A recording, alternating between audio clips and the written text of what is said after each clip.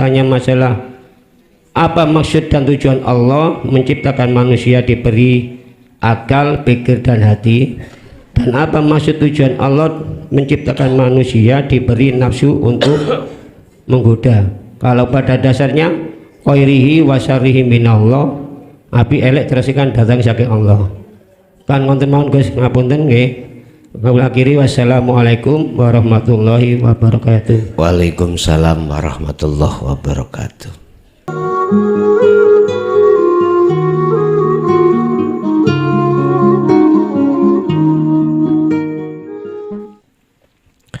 Bismillahirrahmanirrahim. Alhamdulillahi rabbil alamin wa bihi nasta'inu ala umuri dunya waddin. Asyhadu an la ilaha illallah wa asyhadu anna Muhammadan abduhu wa rasuluh.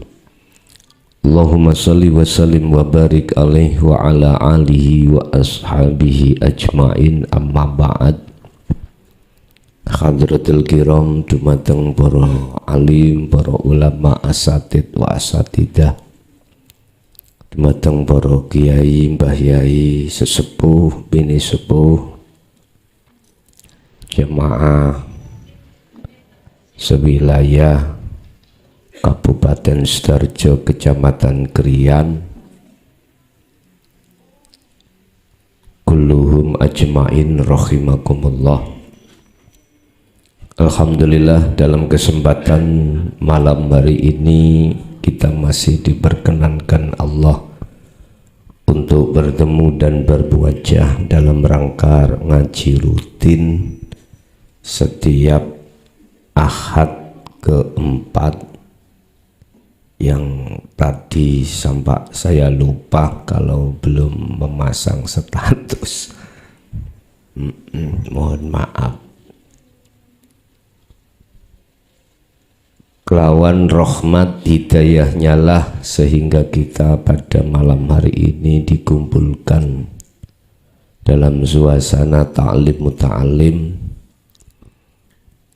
yang pada malam hari ini kita akan membahas surat Yunus, surat yang ke-10 ayat 57, 58, 57, 58. Di dalam akan menerangkan bahwasanya Allah memberikan satu obat tentang hati yang terindikasi dengan penyakitnya hati yang disebut syirik. Dengan obat tersebut akan bisa menyembuhkan hati yang lara, hati yang berpenyakit. Ini bagi mereka yang mau disebut mukminun, bagi mereka yang tidak mau menerima obat tersebut disebut kafirun. Untuk lebih jelasnya nanti kita akan bahas satu persatu, tetapi sebelumnya izinkanlah kami akan memberikan satu saran atas dasar kabar info dari salah satu jamaah, di mana konten ada beberapa YouTuber yang mengambil konten kami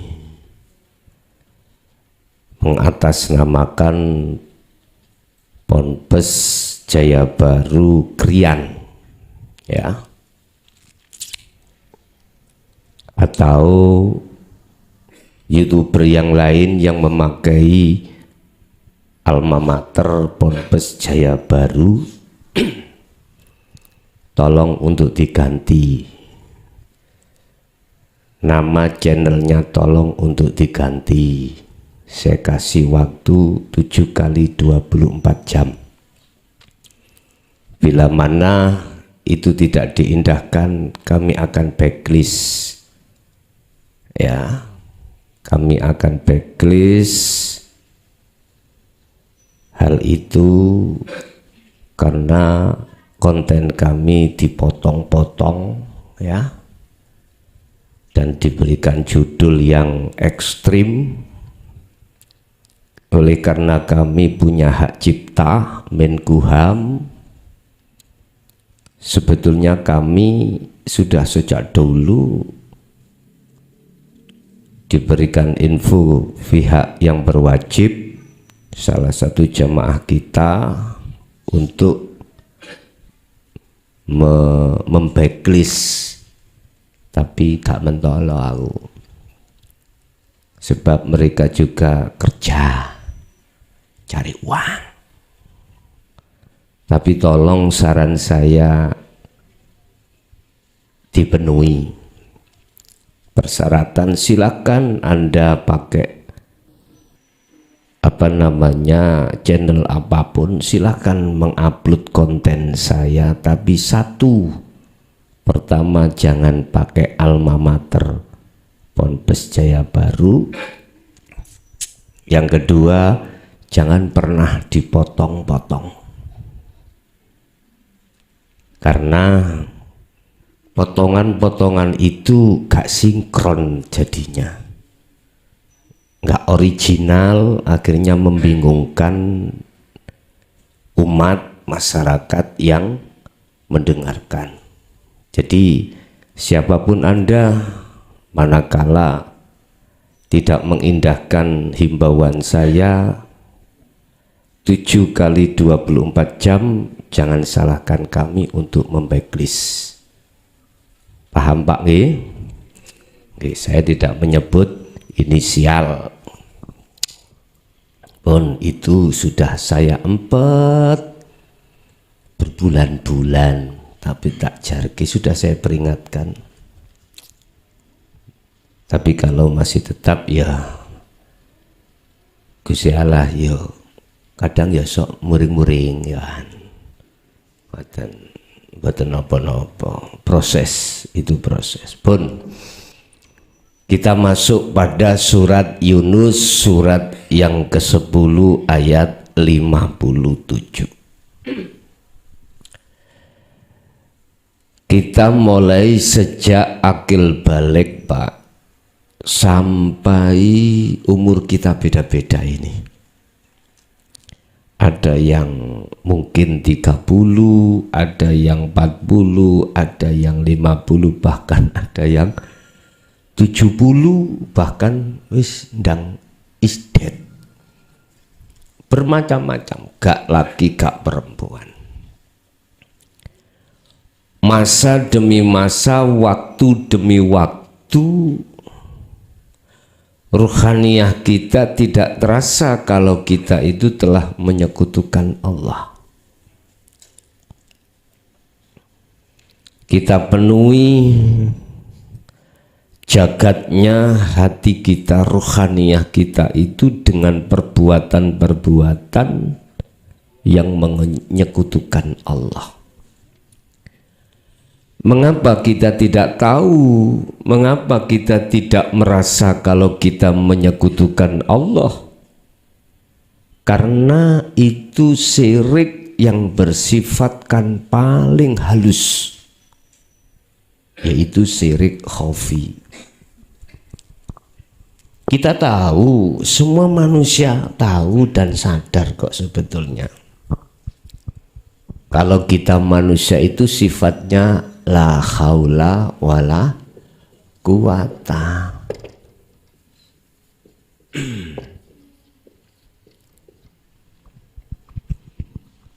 Si makhluk itu tidak punya daya upaya apapun dalam hal untuk melihat, untuk mendengar, untuk bergerak, untuk bernafas,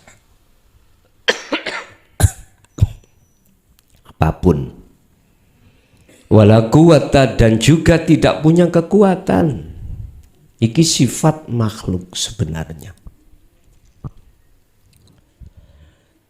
Tidak ada daya upaya untuk menjadi orang kaya, menjadi orang yang terhormat, menjadi orang yang berpangkat, menjadi orang yang alim. Nggak ada.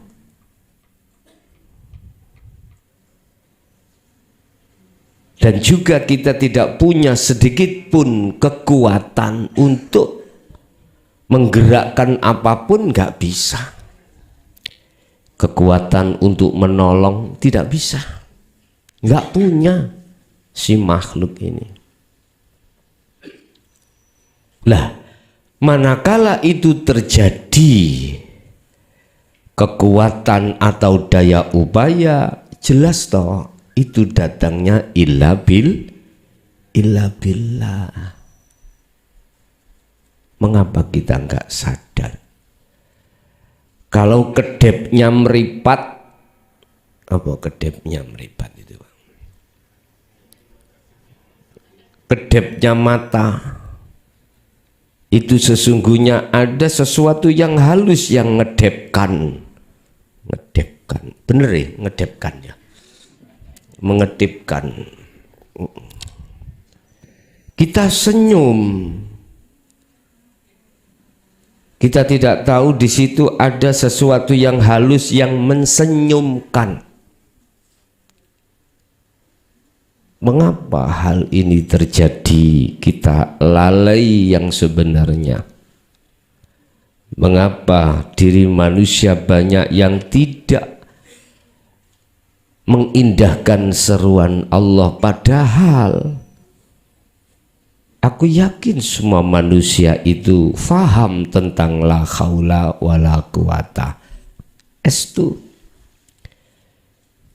Tapi mengapa ketika praktek di lapangan Allahnya kita singkirkan? Justru malah merasa diri kita yang berupaya,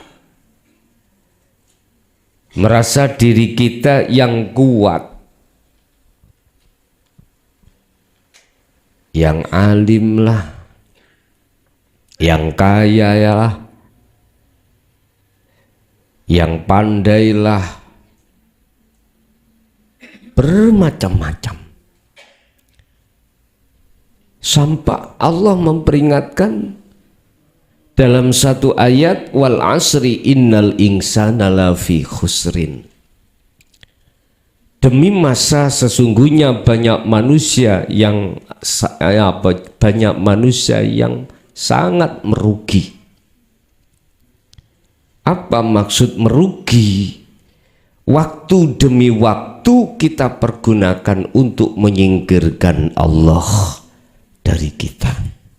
Allah kita usir. Mengapa demikian?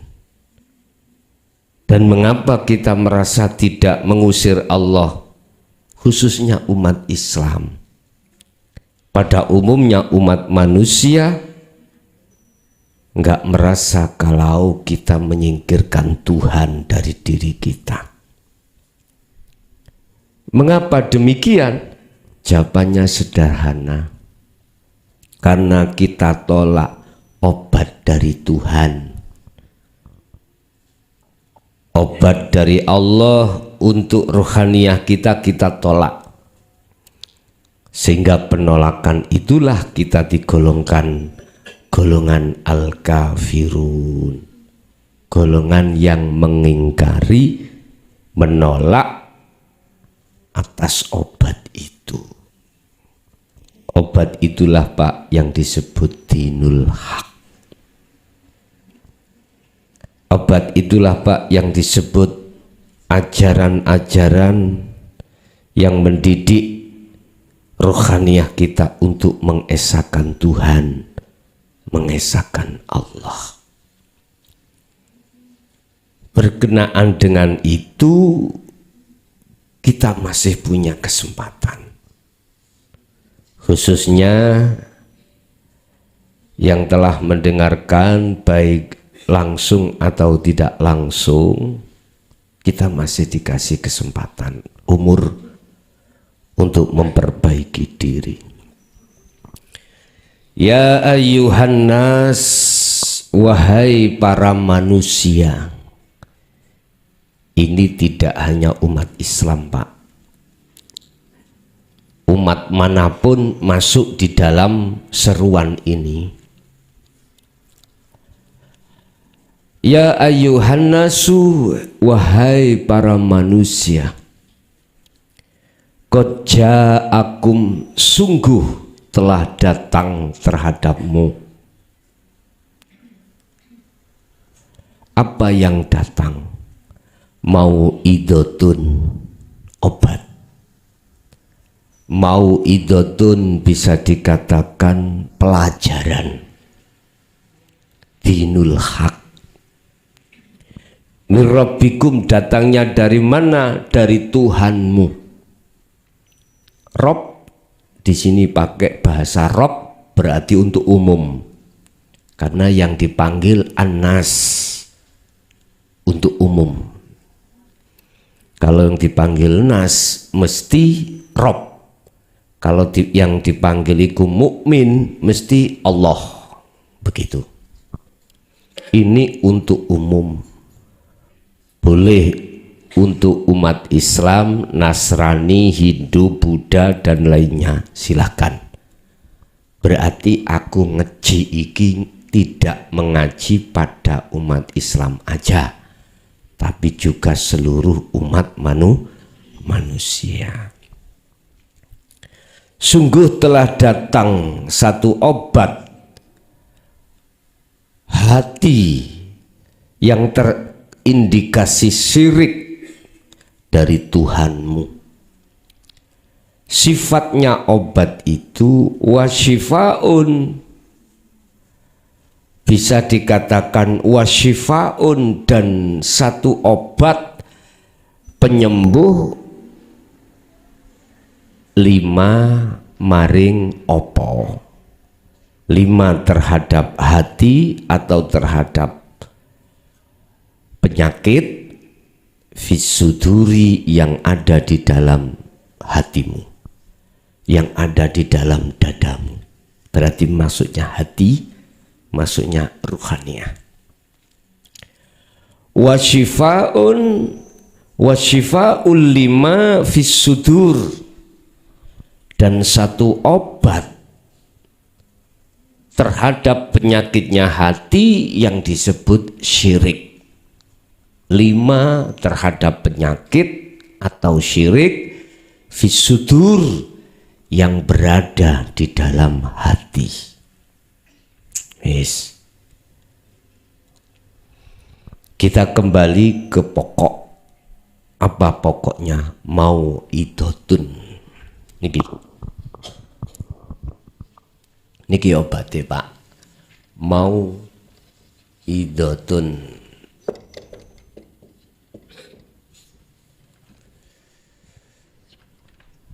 Mau'idhatun inilah satu pelajaran tentang pendidikan ruhaniyah kita untuk lepas dari perbuatan syirik, untuk lepas dari jeratan nafsu, untuk lepas dari rantai-rantai yang mengikat terhadap ruhaniyah, supaya bisa sampai pada Allah perjalanannya.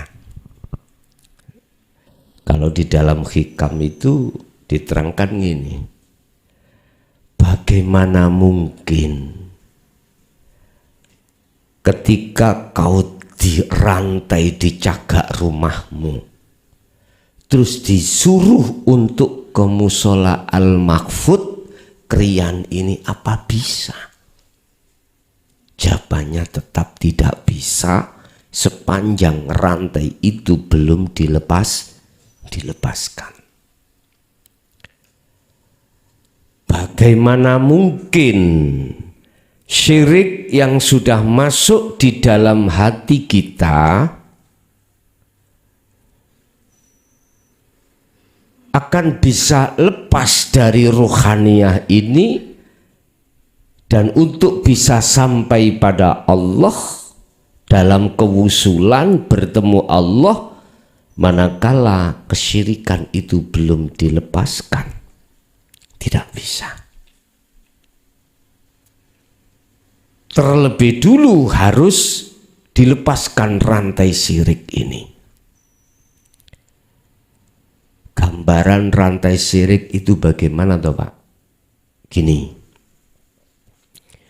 kalau hati kita ada iman, selain Allah itu berperan, itu syirik wis. Contoh. Jenengan ngaji gini.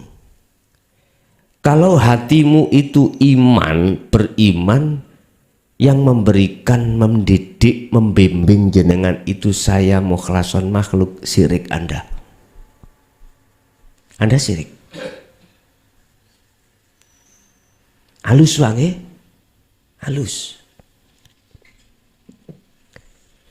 Anda harus bisa beriman siapa yang paling halus yang menguasai diriku.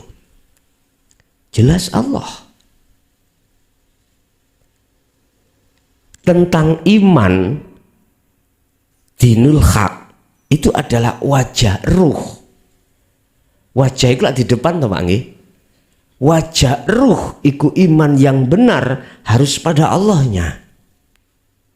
Tidak boleh pada makhluk. Kan sudah dikatakan Rasulullah sendiri, innama ana basarum mislukum, aku iki padha ambek awakmu cah, padha makhluke, padha manusianya. Mengapa beriman padaku? Kunya berimanlah pada hidup itu. Sakati paham Pak nggih? Lembut nggih syirik. Niki sing dimaksud syirik khafi di sini. Ada di dalam hati jenengan satu keimanan selain Allah alias makhluk itu punya keadaan, bisa merubah, bisa menolong, punya kekuatan, itu sudah syirik. Kita selama ini disodorkan syirik itu secara jali. Pokoknya Tuhanmu nek selain Allah syirik. Nah ngono kan ya? Iku jali bos. Jali ku apa?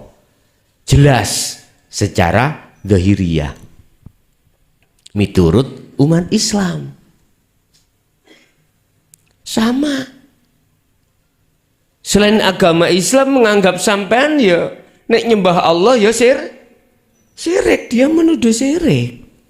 Podo. Makanya nggak ada rukuni. Sepanjang masa nggak akan pernah rukun. Padahal beda nama. Hanya nama. Itu yang dipelajarkan kita mulai saat kecil kita. Syirik sing bongso-bongso jelas itu. Sementara yang paling bahaya syirik secara khafi ya.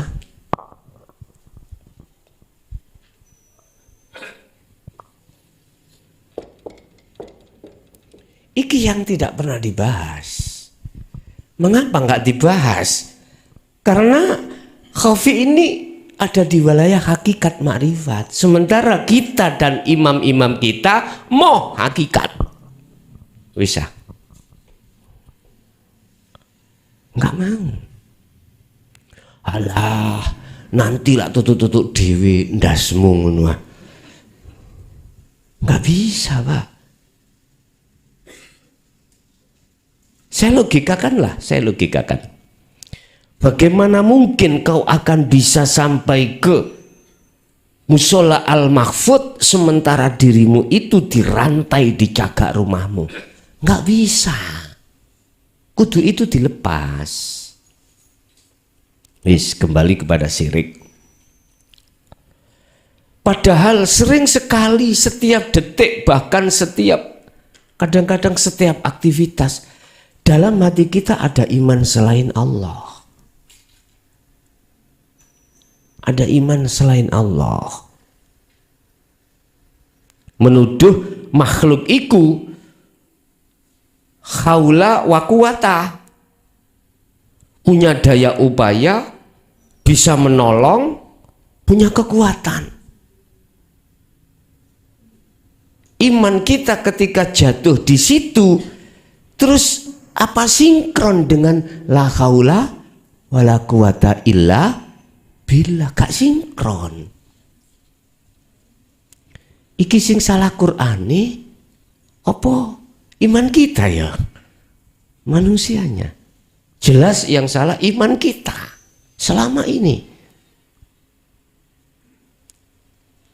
Lah, oleh karena itu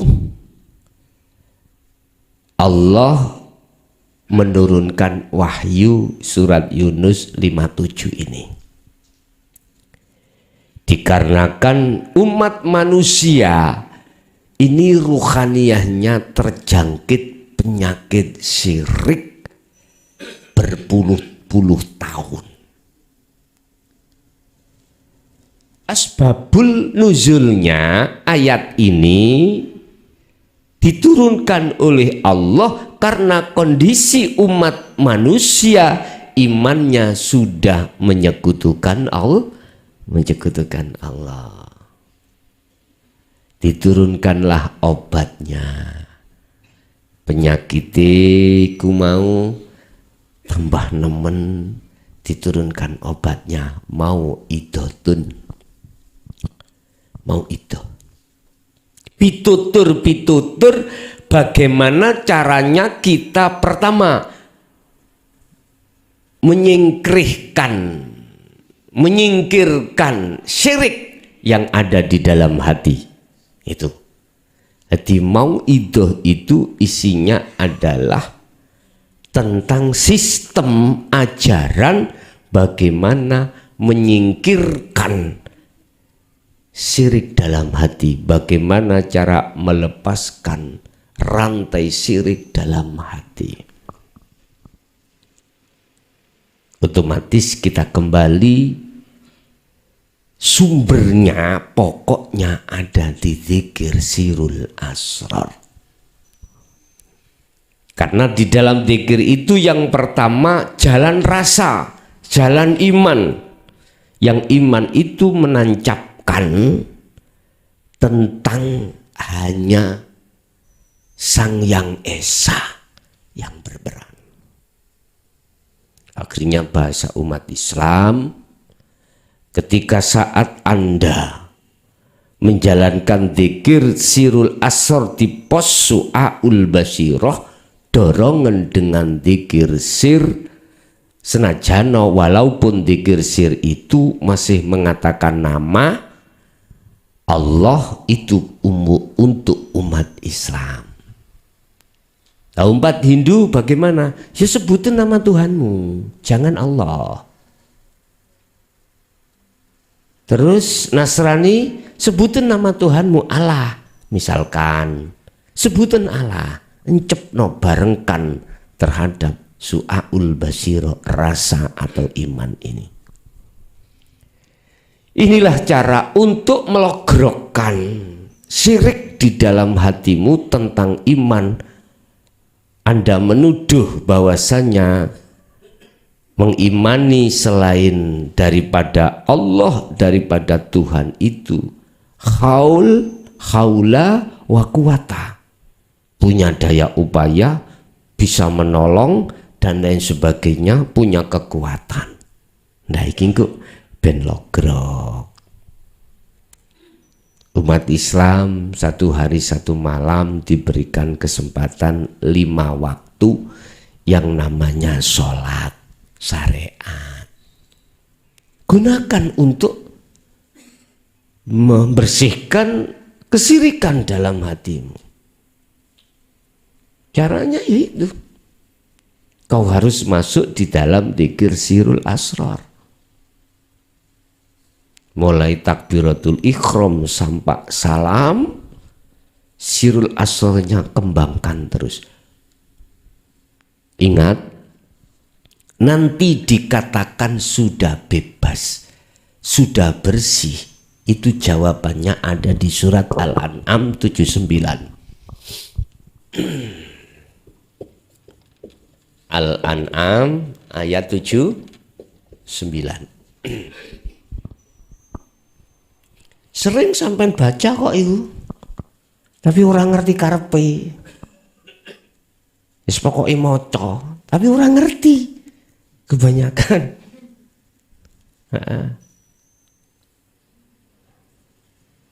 Apa itu? Anda harus menghadapkan wajah ruh Anda terhadap wajah Tuhan Anda. Ini kan berkenaan dengan ceritanya Nabi Ibrahim. Ketika saat hatinya syirik pada Allah dengan bentuk mengatakan bintang, bulan, matahari itu Tuhan.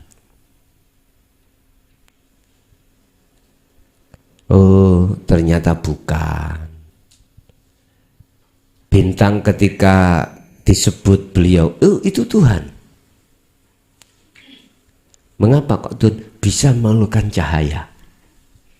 Makanya ketika saat jenengan Solo kok ketemu cahaya, iku Pak, iku mungkin Tuhan. Terus kok ya cahayane surup?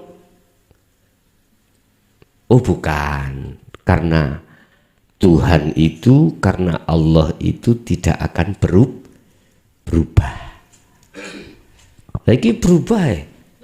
Malam ada, siang enggak ada.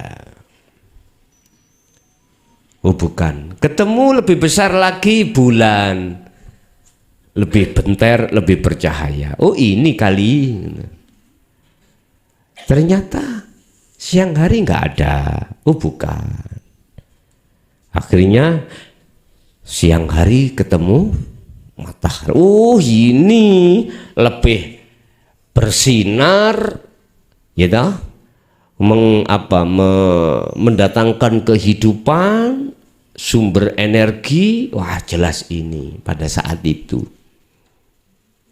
Artinya apa? Kita ada proses ketika saat akil balik itu punya iman selain Allah. Oh tetangga kita menolong kita, teman kita menolong kita, hati beriman yang menolong makhluk. Itu proses kita Pak ya. Semua manusia terproses seperti ini. Jangankan kita, Nabi Ibrahim juga seperti itu.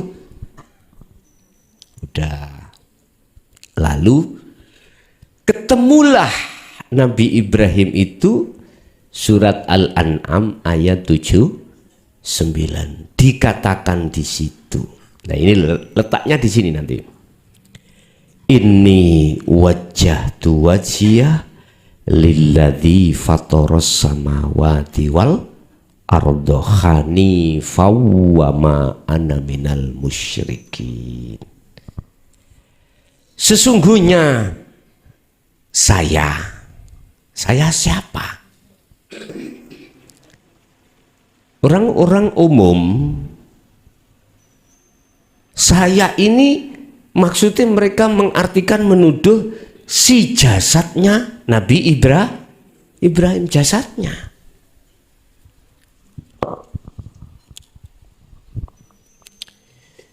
Ini wajah tuh, wajhiyah.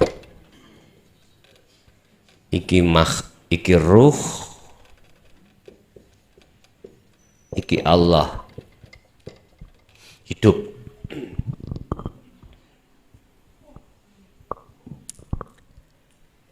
Berhubung iku hikayah ceritanya menceritakan Nabi Ibrahim, maka ditafsirkan ini sesungguhnya saya siapa? Ibrahim wujudi dohir. Padahal itu maksudnya adalah ruhnya. Ini sak temeni ingsun, sesungguhnya saya iku wajah tu, ku arahkan wajah ruhku wajhia terhadap wajah Allah. Pundi mana wajah ruh kita? Imanul haq. Ini tidak terlepas dari sirul asrar, Pak. Ya disinilah letaknya sirul asrar itu di sini. Artinya imanul haq, wajah ruh itu disebut iman yang benar, mengarahkan ruhaniyah iman ini ketika berdiri rukuk, takbiratul ihram dan apapun. Iman bahwasanya apa yang itu adalah jelas ya. Apa yang di depanmu, yang kau sebut energi lah, yang kau sebut hawa lah, yang kau sebut angin lah, yang kau sebut apapun,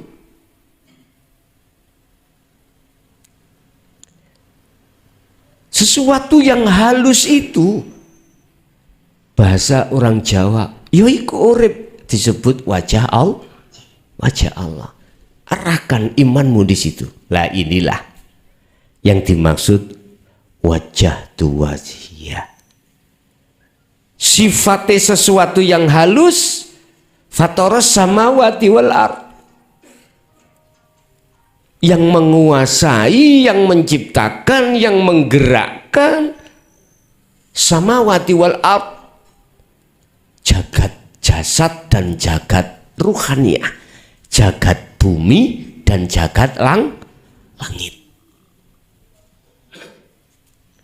Kok bisa di situ kok sudah tidak menyekutukan? Kok bisa kalau ini wajah tu wajhiyah sudah di situ ruh iman jenengan kok sudah dikatakan bersih? Karena di belakangnya ada ayat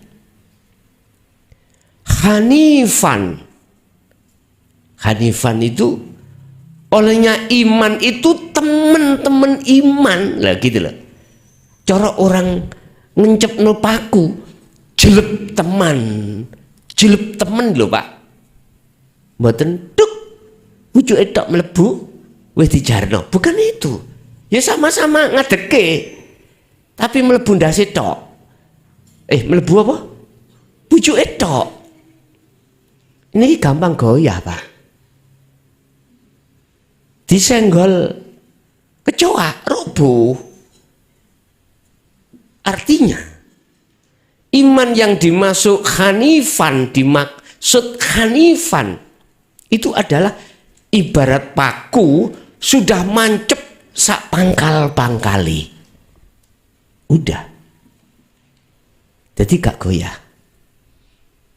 Wa ma ana minal musyrikin. Lah ini ayat terakhir, kalimat inilah yang memastikan kalau beliau itu sudah tidak lagi menyekutukan Allah. Berarti letak wajah yang benar, wajahnya ruh yang benar menghadap pada Allah, sehingga imannya sudah tidak ada selain Allah ketika saat wajah tu wajhiyah itu Pak. Berarti ketika Anda sholat, ketika Anda laku opo wae, ati sampean iku keyakinan penuh sing lakoni aku Allah. Bisa. Aku makhluknya sudah tidak ada. Tapi ojo diomong jopo Pak. Aku Allah ngombe wedang teh, apa ngombe jahe, ojo ngono. Biarlah cukup ada di dalam hati. Bukan aku makhluk ke. Kembali lagi seperti patung, la haula wala quwata. Jadi manakala ada terjadi sesuatu keadaan, itu Allahnya. bukan makhluknya. Saged dipaham nggih? Yes. Wa syifa'ul lima fis sudur. Lah, inilah disebut obat untuk penyakit di dalam dadamu. Berarti ketika Anda ngeterapkan ini wajah tu wajia, sama halnya seseorang menguntal obat. Apa menguntal ini, Pak? Meminum obat. Meminum ke air tah. Kalau obat menelan. Menelan obat. Berarti ketika Anda menjalankan sirul asr di segala aktivitas apapun, tidak hanya sholat Pak nggih, mboten nggo fanatik kudu sholat tok, jeboni sholat enggak misalnya. Bukan, seluruh aktivitas, tapi ya tetap disesuaikan dengan kemampuan masing-masing. Biqadril imkan, sak mampu jenengan di mana. Walaupun mampu jenengan, katakanlah ibarat mengangkat 10 kilo, kok terus sampean angkat 10, nanti pasti akan kuat 15 kilo. Itu pasti, Pak. Artinya kemakrifatanmu terhadap Allah, bila mana setiap hari, setiap saat kau lakukan akan bertambah. Gak ada cerita ini mudun iman, ini gak ada.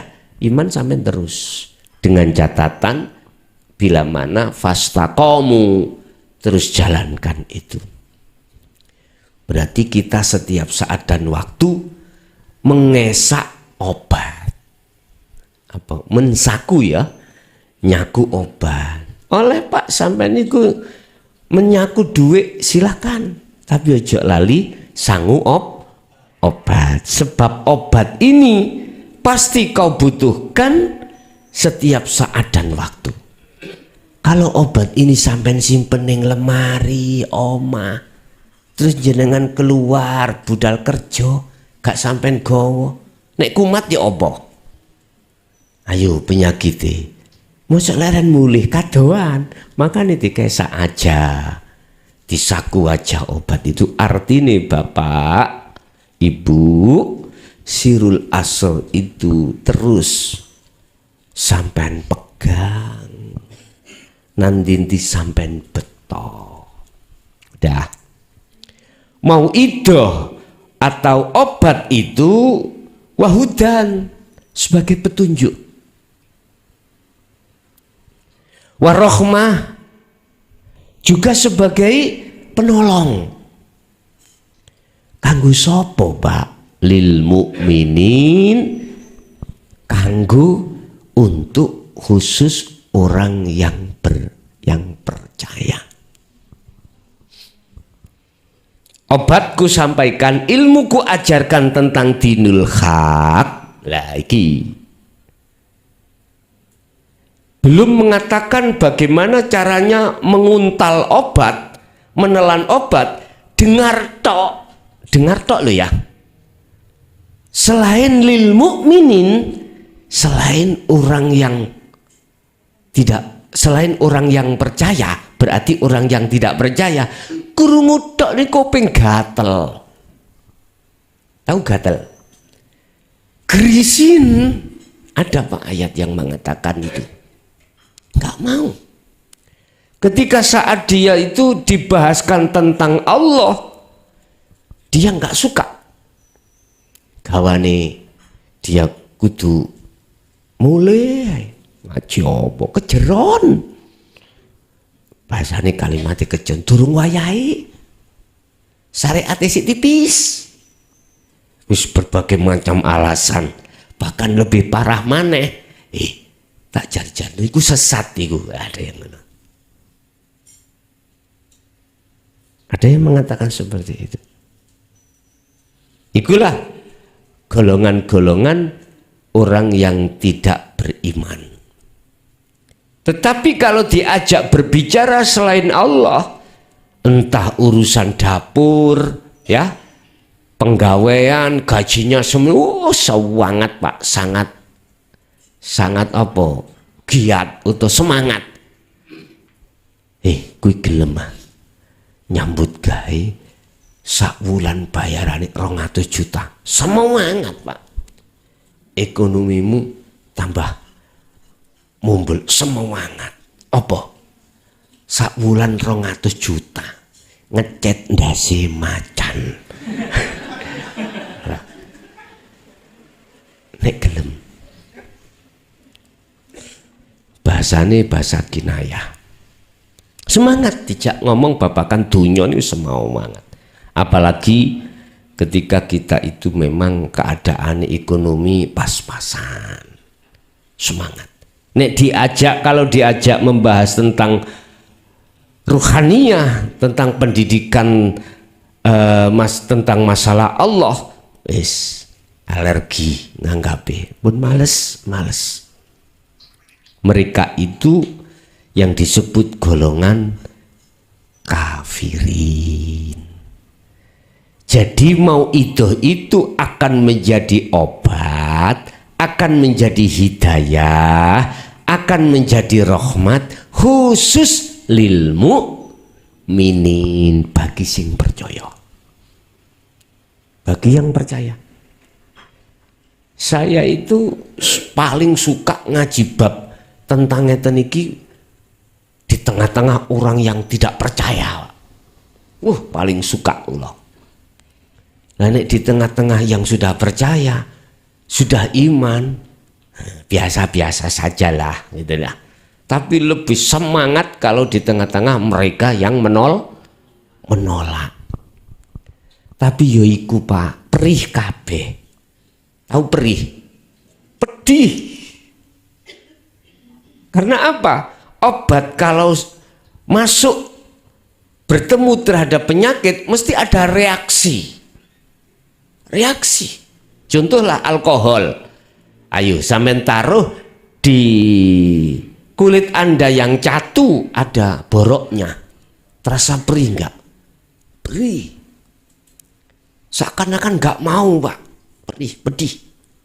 Tapi coba kalau sampean letakkan pada kulit yang tidak ada penyakitnya, terasa dingin.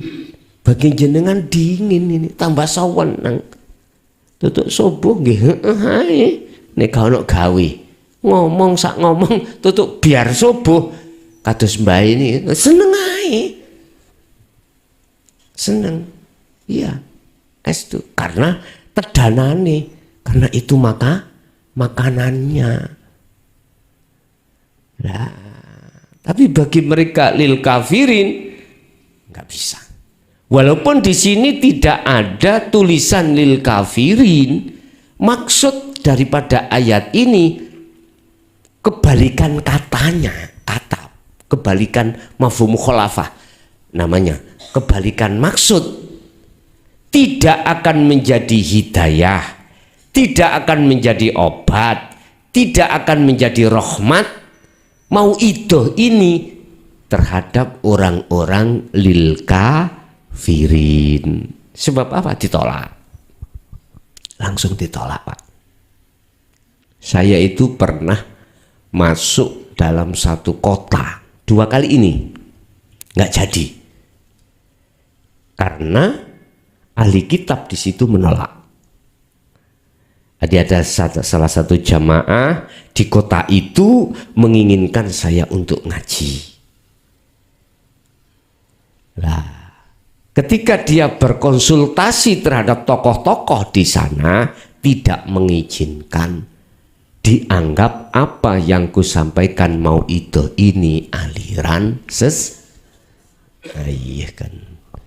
Padahal Quran yang saya kupas, apalagi saya ngupasnya itu dari ilmu sejati. Wah, bosok wis kadien. Lihat tenan. Padahal ilmu sejati sumbernya dari situ, Pak.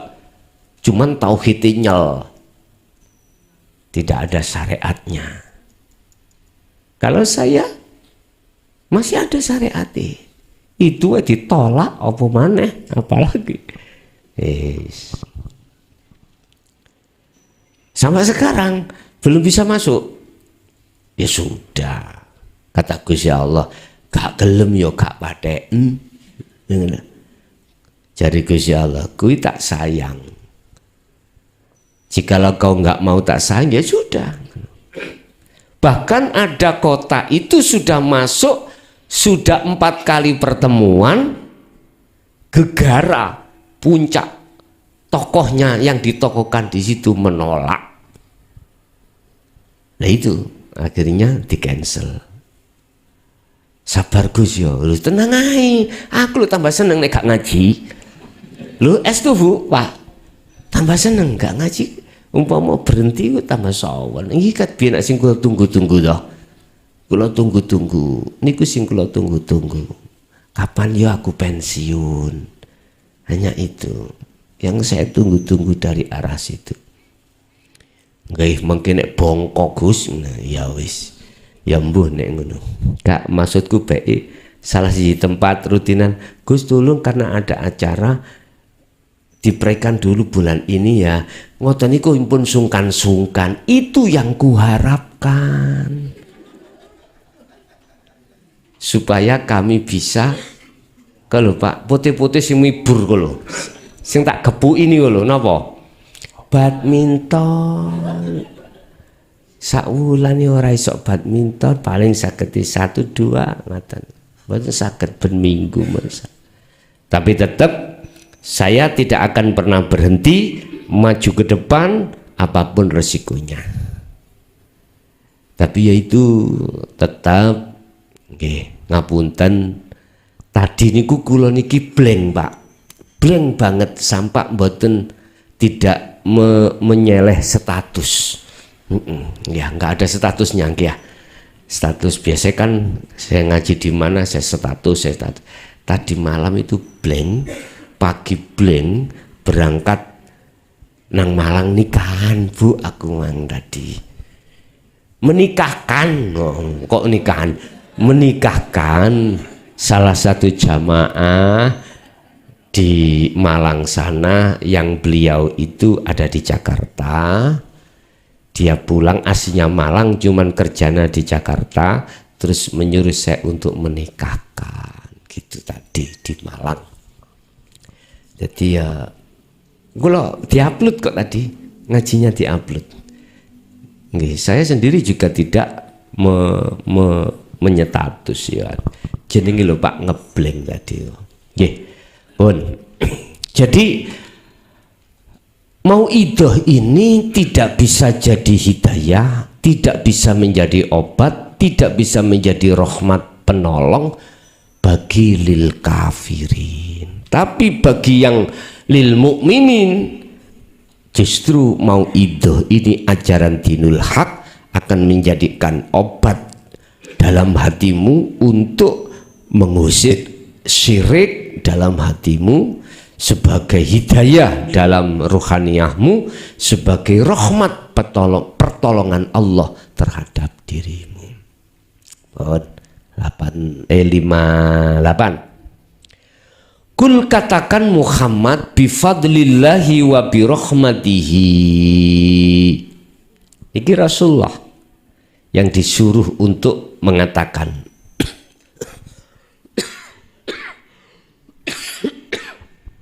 fadl,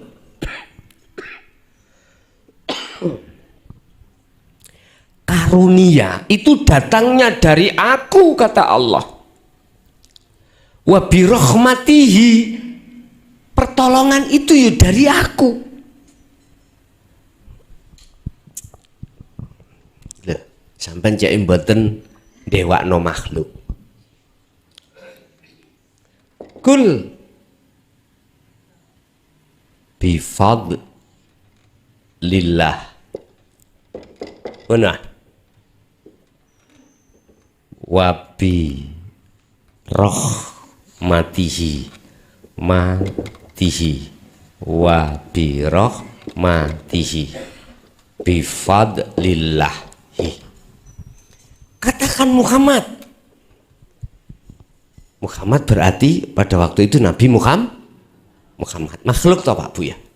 Katakan kalau fadl itu dari Allah. Kalau rahmat juga dari pertolongan itu ke aku. Bukan dari makhluk.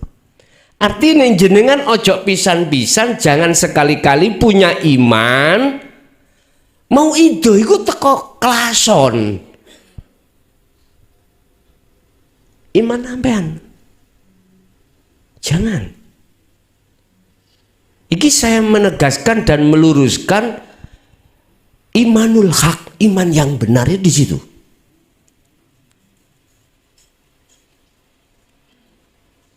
Berarti guru sampean sinten, Pak? Allah ta? Iku konteknya di dalam iman, dalam dada, fisudur di dalam hati. Nek perkara lesan jenengan ditakoki awak, takoki orang lain, gurumu sapa? Sing bimbing kamu sapa? Sampai nek ngomong sesuai imanmu ning ati, guruku Allah, sing bimbingku Allah. Munyer wong sak kampung iku. Iya. Bingung. Gak apa-apa sampean ngomong guruku si A tapi imanmu tetap Gusti. Lah, gak apa-apa. Silakan.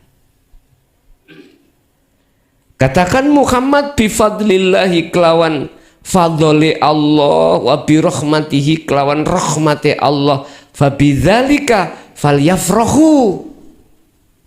Kabar baik terhadap orang yang mukmin tadi. Apa kabar baik? Sing bimbingmu langsung iku Gusti Allah. Sing ngajari kita itu Allah. Yang melayani kita setiap saat dan waktu apapun ya Allah. Oleh sebab itu pegang teguh tali Allah sebagai guru kita itu. Ini loh Pak, di dalam ilmu sejatiku, tapi konco-konco gak paham. Yang disebut guru sejati ya iki, ya Allah iki, guru sak temene guru, pembimbing sak temene pembimbing ya iki. Jadi lewat ayat 58 ini menegaskan yang bisa menolong, yang memberikan fadl itu bukan makhluk, tapi Allah. Malah Muhammad yang disuruh bicara. Muhammad katakanlah bifadlillahi wa birahmatihi. Oleh karena itu fabidzalika falyafrahu. Berbungalah wahai orang yang mukmin, yang mendidik kau adalah Allah langsung. Ini konteks iman loh Pak ya, konteks iman. Wa utawi Allah iku khairum mimma ya'mahun, mimma yajma'un, lebih baik daripada apa yang kau kumpulkan selama di dunia ini. Guru situ itu loh Pak ya, itu lebih baik daripada apa yang selama kita kumpulkan. Jenenge wong lanang kadang ono sing bojone siji anake 5 ya, ada yang bojone 5 anake 10, situk-situk dang. Kita kumpulkan anak, punya cucu, punya bisnis, katakanlah dunya saisine iki hasil jeripayahmu. Pangkat kau jadi presiden, dikumpulkan yajma'un, huwa khairum mimma yajma'un. Dia itu lebih utama daripada apa yang kau kumpulkan selama ini. Ayo, sampean tingali, sampean lihat di tengah masyarakat umum, mana yang lebih mereka suka, Donya, Pak. Ujungnya Allah prosesnya dari mauidhah. Lah, kita akan kenal sampai pada guru sak temeni guru lewat mauidhah. Berarti prosesnya mauidhah itulah yang menghantarkan Anda mendapatkan rahmat. Saking semangati ngeten iki.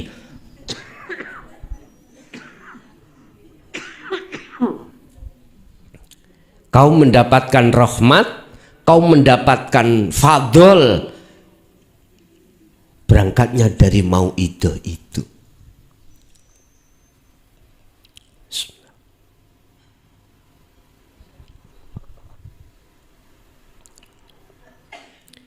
Makanya mengapa bagi wong ahli hijab, ahli dunya, kalau dibahas no mauidhah tentang nang Allah alergi. Kalem. Habis jenengan kebalikannya. Walaupun boten kula status sing goleki. Wis pecan pejo. Brai apa gak wis pokoke tutuk kono. Lah ngoten. Sing teko perning jenengan. Ado-ado padahal statusnya gak ono. Udah, kalau nek wis panganane, kalau sudah makanannya dimanapun akan kita cari. Bahkan Rasulullah pernah memberikan satu hadis, jikalau panganan itu ada di negeri Cina, ilmu ya, maka tetap berangkat ke negeri Cina.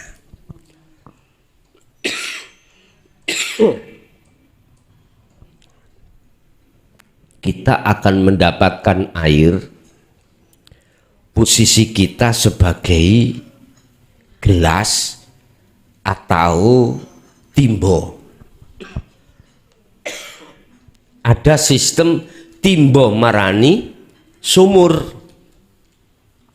Berarti timbo itu kita mencari ilmu harus datang ke sumber ilmu itu.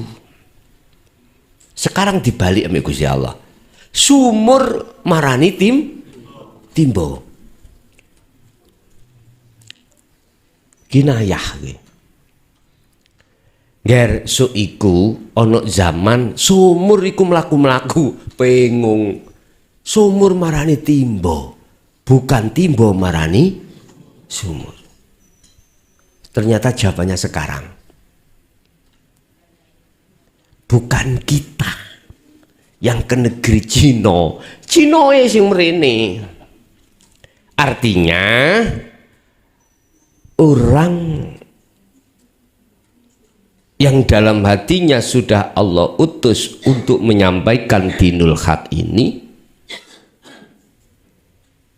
kita dinini bubukkan oleh Allah, dimanjakan, diparani.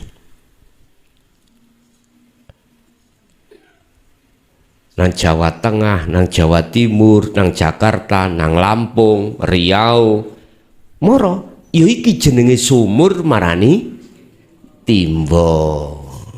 Lah wis ya niki jawabane ternyata. Iku bentuk kasih sayang Allah. Dah. Wa khairun mimma yajma'un. Isi daripada mauidhah itu lebih baik daripada apa yang kau kumpulkan selama ini. Yang dikumpulkan urusan-urusan babakan dunia. Kok bisa Pak? Lebih baik itu. Dengan mauidhah itulah akan menghantarkan ruhania kita sampai pada yang maha kekal, yaitu Allah Subhanahu wa Ta'ala. Ini persoalannya. Kalau dunia, mohon maaf Pak, apa yang kita kumpulkan selama ini, nggih nyun sewu sing punya garwa bojone ayu yo apa, suatu saat pasti kau tinggalkan. Nggih mboten? Bojo gagah ya apa? Pasti kau tinggalkan. Anak begitu lucu, bisnis yang begitu lancar, pasti suatu saat kau tinggalkan. Inilah yang dimaksud lebih baik kau mencari yang keabadi nek dibanding dengan apa yang kita kumpulkan. Ya nyun sewu Pak, mungkin kita punya presiden yang kaya raya, ya. Apa yang dia takutkan selama berpuluh tahun sampai umur entah berapa itu? Hanya satu, kematian. Itu yang dia takutkan.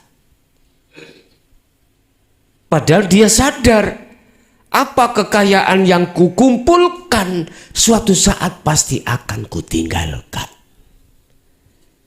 Tapi ketika saat mendekati ajal, itu yang beliau takutkan. Apa? Ditinggalkan semuanya, sudah nggak ada apa-apa. Maka berbahagialah Anda yang sudah ruhaniyah itu sampai pada Allah. Apa nih sing kok getuni bojomu ya wis tuwek. Ya, dunya ya wis gak ono. Enak budale mak plas. Wis gak ono sing diboti, wis gak ono. Ya. Bojo ya wis gak diboti, anak ya sudah enggak diboti. Dunya brono ya sudah tidak diboti. Tapi aku yakin kok jenengan nanti pasti untuk sementara ini kan masih meninggalkan secara rohaninya saja, ya dah. Pasti suatu saat Allah akan memberikan kesempatan terhadap Anda untuk meninggalkan sak fisike. Entah itu berapa bulan, entah itu berapa hari, pasti itu Pak. Untuk mempelajarkan terhadap kita, nanti suatu saat kita menghadapi masa di mana semua akan kita tinggalkan, baik secara lahiriah maupun batiniah. Jadi ben gak ono gandolane ati, itu pasti. Sampai dihadapkan Allah masa jenengan tinggalkan semuanya. Makanya mengapa munculnya surat Al-Insan itu tidak hanya 25 tapi 26. Mengapa Rasulullah itu kok khalwat tidak hanya secara umum juga secara khusus? Disitulah nanti jawabannya. Jadi Bapak Ibu, ayat yang ke-58 ini memberikan penegasan bahwasanya mulai dari mau'idoh sehingga fadl ketemu, rahmat ketemu, obat ketemu, pertolongan Allah ketemu, sampai terhadap Allah ini sesuatu hal yang paling berharga dibandingkan dengan apa urusan dunia yang selama ini kita kumpulkan. Makanya berbahagialah masyarakat di wilayah Krian, tepatnya di Musola Al-Mahfud, dibahaskan tentang masalah dinul haq. Urusan yang ikut itu siapapun monggo. Ingat, ketika Anda berjalan di satu alam yang gelap, terus kau membawa obor dan obor itu menyala, ingat, walaupun seakan-akan untuk menerangi dirimu, secara enggak langsung kau juga menerangi orang lain. Khairun nas anfa'uhum linnas. Jadilah kaum manusia yang bisa memberikan manfaat terhadap yang lain. Artinya Pak, jenengan ojo meleki tentang ajaran dinul haq ini. Lebih-lebih terhadap orang dekat Anda. Kasihkan, ajarkan, fahamkan. Urusan mau terima dan tidak, urusan Allah sudah. Bebelah kasihlah Anda terhadap khususnya orang dekat Anda. Siapa tahu di saat Anda berbicara hidayah Allah datang terhadapnya. Kita kan tidak tahu, Pak. Tidak tahu. Karena apa sih kita itu kok berbelas kasih? Karena kita ada hablum minan nas. Hubungan antara sesama. Jadikanlah hablum minan nas itu langsung menjadi hablum minallah. Artinya ketika kita sampaikan hal itu, dalam dada kita harus katakan yang menyampaikan, yang bisa menghendaki ini bisa nyampai hanyalah Allah, hanya Allah. Bapak Ibu hadirin, itu apa yang bisa kami sampaikan terkait surat Yunus ayat 5758, yaitu obat yang untuk mengobati hati yang terindikasi syirik, sebab dengan begitu nanti akan bisa sampai pada Allah. Oleh sebab itu, khusus bagi Anda yang sudah paham tentang dinul haq terus melakukan zikir sirul asrar, lekaslah ketika berzikir, lepasan keakuanmu yang melakukan. Sebab kita kalau masih merasa keakuan kita yang melakukan, itu masih keselilitan syirik. Paham nggih? Nggih. Monggo menawi ada yang ingin ditanyakan, kami persilakan.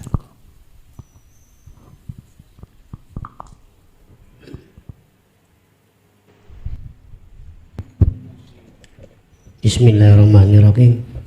Assalamualaikum warahmatullahi wabarakatuh. Ngapunten Gus, kula badhe tanglet. Selama niki semenjak mengenal ilmu hakikat, saya suwe tambah bingung. Ya napa mboten bingung? Di lain sisi kita itu ditekankan untuk menghadiahkan semuanya, tapi di lain sisi juga ada keterangan yang seakan-akan makhluknya itu juga ikut berperan, kan gitu guys. Pertama untuk penghadiahan, ayat pertama kalau nggak salah tertera dalam surat Al-Ikhlas ayat 1. Kul wallahu ahad, kul katakan Muhammad, huwallahu ingatasi Gusti Allah itu ahadun siji ngijeni. Berarti Gusti Allah itu gak butuh ewangan. Terus nomor kali niku keterangan dalam surat Al-Baqarah ayat 115. A'udzubillahi minasyaitonirrajim. Bismillahirrahmanirrahim. Walillahil masyriqu wal maghribu fa aina ma tuwallu fasamma wajhullah innallaha wasi'un alim. Walillahi lan iku tetep kedue Allah al masyriqu utawi jagat wetan wal maghribu lan jagat kulon.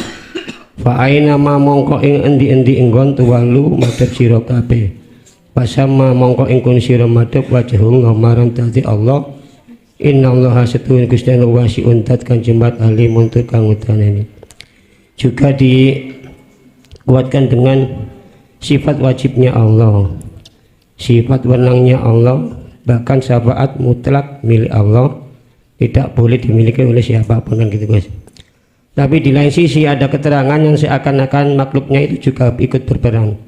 Pertama, ketika roh mau ditiupkan, alastu birabbikum, jawab roh qalu bala syahidna, kan gitu guys. Okay.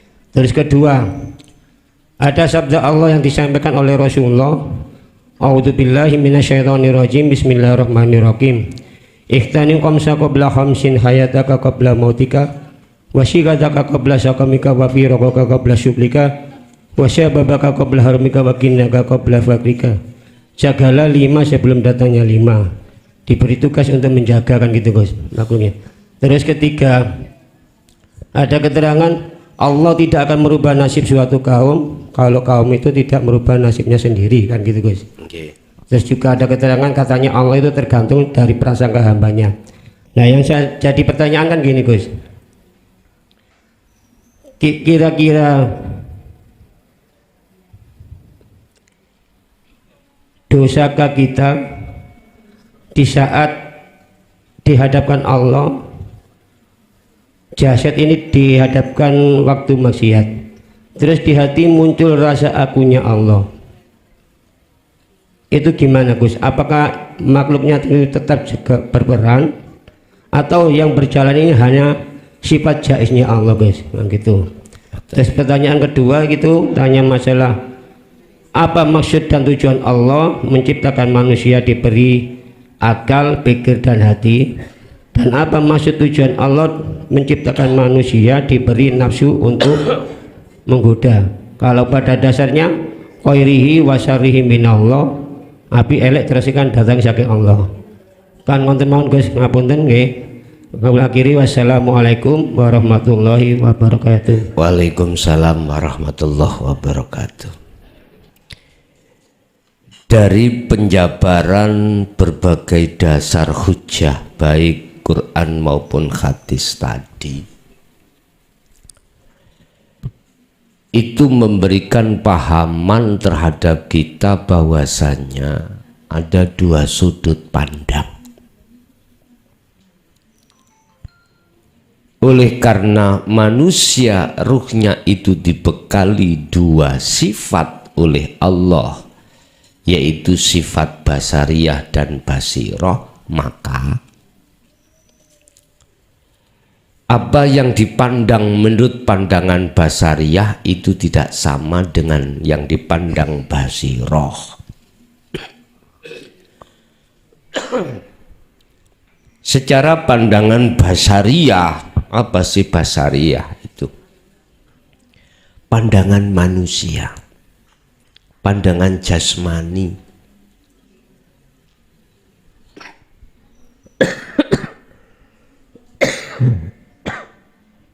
Terkesan seakan-akan manusia punya peran. Manusia itu punya peran. Makhluk itu peran, punya seakan-akan punya peran. Siapapun kita kalau memandangnya segala apapun itu dari sifat basariyah, maka pasti akan merasa punya peran. Sing nafsu perannya itu adalah menggoda, iblis menggoda. Malaikat akal itu malah mengajak untuk mendekat pada Allah. Kita memandang dari sifat basariyah, kacamata umum, kacamata syariat, memang terkesan bahwasanya makhluk itu punya peran. Sekalipun dia itu mempunyai akidah yang mengatakan atas dasar diizini Allah itulah maka makhluk itu mempunyai peran. Inilah iman yang Allah katakan terhadap Muhammad, innama ana basarum mithlukum. Disuruh untuk menegaskan bahwasanya makhluk siapapun itu nggak punya peran, nggak punya daya upaya apapun. Sama, mulai dari umat sampai rasulnya, imam dengan makmumnya, sama manusianya, makhluk. Tetapi kalau kita mandang dari kacamata basiroh, jelas kemurnian tauhid Anda pada Allah terjamin. Terjamin. Sehingga di situ ada istilah kelompok ahli hijab dan ahli syuhud. Nah ini ada kelompok kiri, ada kelompok kanan.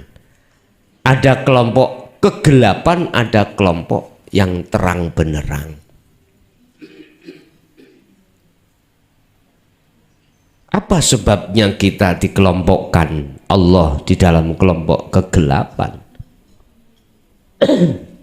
Sebab walladzina kafaru auliya'uhumut taghut.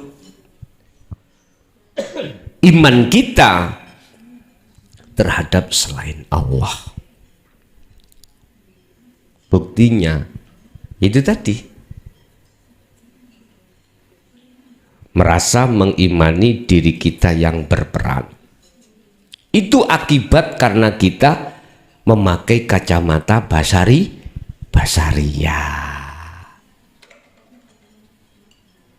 Oleh sebab itu wahai manusia, pakai kacamata basiroh juga. Wis. Jadi dua pandang kacamata ini untuk apa? Untuk membedakan di antara golongan kiri dan kanan. Pertanyaannya, salahkah orang yang tidak memakai pandangan basiroh, kacamata basiroh selama hidupnya? Saya sendiri mau menyalahkan iku yus karepe Gusti Allah. Gak iso, Pak.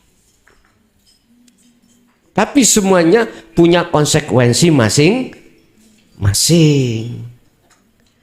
Makanya mengapa ketika saat ajal datang, roh ini masuk dalam alam dua. Alam peteng, alam padang. Ya karena ketika saat di dunia kita masih gelap pada Allah, yang satu sudah terang pada Allah. Jadi jalurnya gak bisa tertukar, Pak. Gak bisa tertukar. Gak bisa tertukar. Makanya mengapa Allah menurunkan mau'idoh ini supaya kita itu ganti jalur, ganti rel. Umpama kita kereta api ganti rel. Rel yang jurusan asalnya kita itu jurusan gelap dipindah jurusan yang terang. Jawabannya itu dalam surat Al-Baqarah 257. Masalah alam gelap dan alam terang itu, roh masuk di situ itu di surat Al-Baqarah ayat 257. Apa sebab dia kok masuk alam terang? Apa sebab dia kok masuk alam gelap? Di situ jawabannya. Terus yang menjadi pertanyaannya Bapak tadi, bagaimana kita ketika jasad melakukan maksiat secara syariat? Apakah itu salah? Lawang kita itu duduk semua karena Allah. Dan ataukah di situ nanti yang terjadi adalah sifat jaiznya Allah? Dan atau kita disiksa nanti? Ya ini Pak. Saiki ngeten mawon. Kalau betul-betul ketika saat maksiat secara syariat terjadi, hatimu dikatakan duduk di tajalli, ya tak? Betul-betul tak? Mau'idoh sudah masuk, ruhaniyah kita sudah lebur di situ. La yarawna li anfusihim say'an. Adakah pengakuan dirimu yang melakukan? Kalau ada, itu omong kosong. Paham maksud kula? Tajalli omong kosong. Artinya kita hanya lesan doang, hati kita tidak di situ. Sama halnya anak TK mengatakan la haula wala quwata illa billah. Nah ini siapapun kita akan bisa mengatakan itu, tapi prakteknya tidak seperti itu. Wa minan nasi may yaqulu amanna billahi wa bil yaumil akhir wa ma hum bimumin. Tapi jikalau di situ Anda sudah lepas rasa diri Anda yang melakukan, mohon maaf loh ya, maka betul apa yang dikatakan Bapak tadi, yang berlaku adalah sifat jaiznya Allah. Tapi lantas tidak boleh kita mengatakan oh berarti Gusti Allah maksiat. Lah maksiat tak pandanganmu, ya tak? Pandangan makhluk Pak. Kalau Allah nggak pernah maksiat, kalau Allah maksiat dan berdosa, bagaimana nanti kalau manusia kemarin 2005 Aceh berapa ribu dibunuh Allah, berarti Allah berdosa ya? Allah punya sifat jais, Pak. Punya sifat jais. Sifat yang mengubah ketetapan hukum. Nah, di sini. Sekarang tinggal pertanyaannya, ketika saat terjadi maksiat, tanyakan terhadap dirimu, apakah kau mau makhluk masih merasa melakukan? Kalau tidak, ya itu yang kumaksud. Bighairi hisab. Bagaimana kau dihitung? Lawang kau nggak merasa melaku? Istilah dompet saya, kalau duit apa nih sing kau hitung? Nggo dompet, ya, ketoke kandel, jari wong jopo, duit tok. Tak buka, tak hitung-hitung ngene. Iki nek gak wong gendeng, gak mungkin. Lah ngoten nggih. Wong raeneng duwite kok ngitunge mungkin rada setengah pamer. Ya diarani wong duwite wadah itu. Padahal ya ora enek sing diitung. Gara-gara dihitung, dihisab karena kita merasa kita yang melakukan. Gara-gara dihitung jumlah harta benda jenengan karena ada yang dihitung. Begitu loh, Pak. Itu yang pertama. Untuk yang kedua,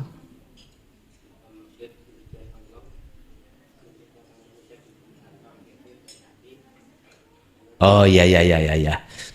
Semua ada tugasnya masing-masing manakala kita melihat dari kacamata hakikat.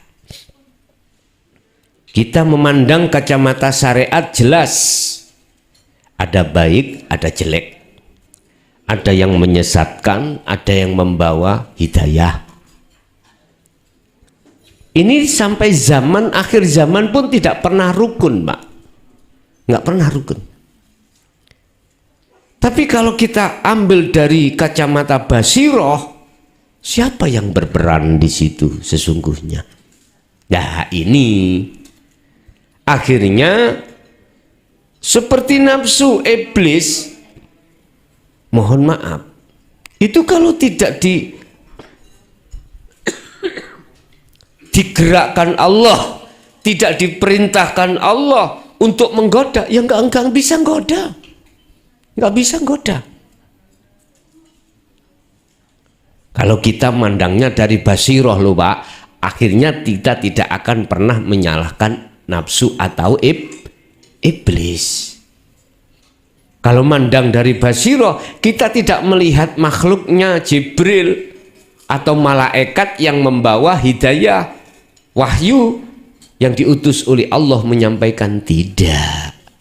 Tetap hati kita hanya berguru, hanya berimam,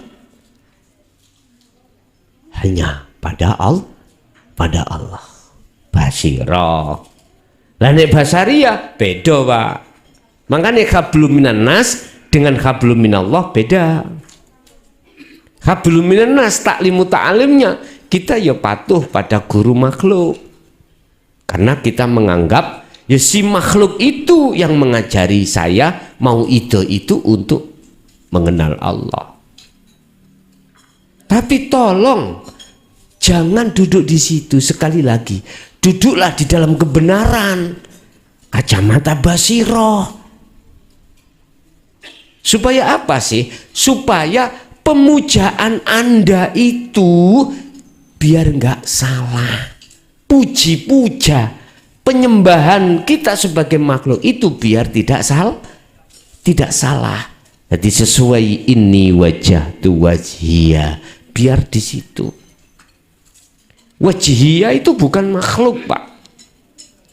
Bahasa Nabi Ibrahim itu wajah Allah, bukan wajah makhluk. Jadi semuanya ada tugasnya masing-masing, tinggal kita memandang dari kacamata basariyah atau basiroh. Ingat, sepanjang kita memandang dari kacamata basariyah, kacamata makhluk, tidak ada rukunnya, Pak. Kita pasti akan bermusuhan terus terhadap nafsu, iblis, tidak ada rukunnya. Kalau sesama manusia, oleh karena kita beda aliran, beda bendera, pasti hati hasut, Pak. Oleh sebab itu, ini kan mendekati tahun politik, Pak ya. Tahun politik, beda bendera, beda pilihan, beda presiden. Jangan menjadikan kau terpecah belah. Kau tidak akan terpecah belah manakala Anda ngatekno tentang mau itu ini. Ngatekno iku apa? Mengindahkan pitutur-pitutur tentang ilmu ketuhanan. Kau akan tidak terpecah belah. Walaupun beda pilihan, beda bendera, kau tidak akan menyalahkan yang lain dan membenarkan dirimu sendiri. Kita akan belajar untuk sama-sama berdiri di atas kebenaran yang sama. Oleh sebab itu jangan melihat perbedaannya, tapi lihatlah persamaannya. Begitulah. Oke, ada lagi? Monggo. Assalamualaikum warahmatullahi wabarakatuh. Waalaikumsalam warahmatullahi wabarakatuh. Kula Mulyono dari Dirjo Gresik, Kota Baru. Anggota baru JB Keraton Krian. Gresik. Nggih, Gresik pundi? Kota Baru. Kota Baru. Kula nate SMS Kiai. Oh, ngoten. Nggih. Monggo. Nggih. Nyuwun sewu. Kula memang dereng di beat Pak nggih. Nggih. Tapi kula dalam minggu ini kula encepaken Sirul Asror. Nggih. Ingkang kula panggi kula niku tiap hari lupa untuk mengamalkan Sirul Asror seperti diingatkan. Jadi saya terus menerus tiap waktu yang saya jumpai, saya mau sholat juga saya ucapkan Sirul Asror sampai saya menangis. Tapi dalam menangis itu saya mengakui bahwa Allah itu ada di dalam diri saya waktu sholat itu. Sampai 4 kali. Yang 1 kali itu agak beda.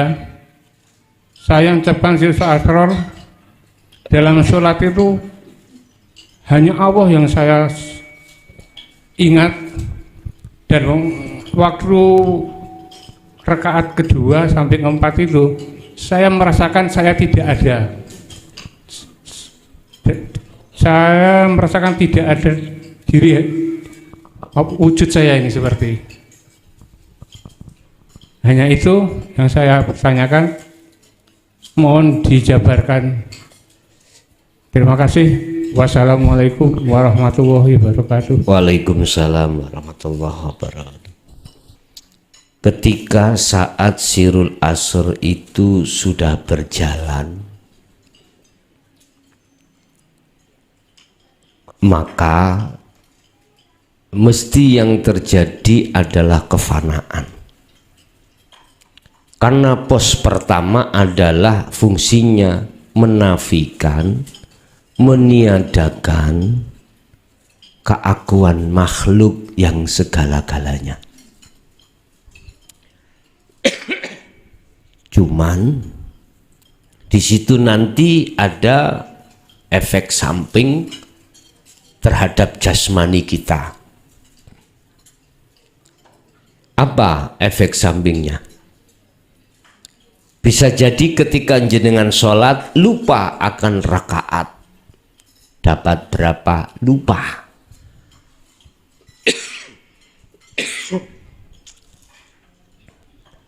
Bacaan syarat sahnya sholat secara syariat bisa jadi lupa. Karena terseret ruhaniyah jenengan dalam keindahan berjumpa pada Allah. Sampai-sampai harta yang mewah, istri yang cantik, apapun hilang,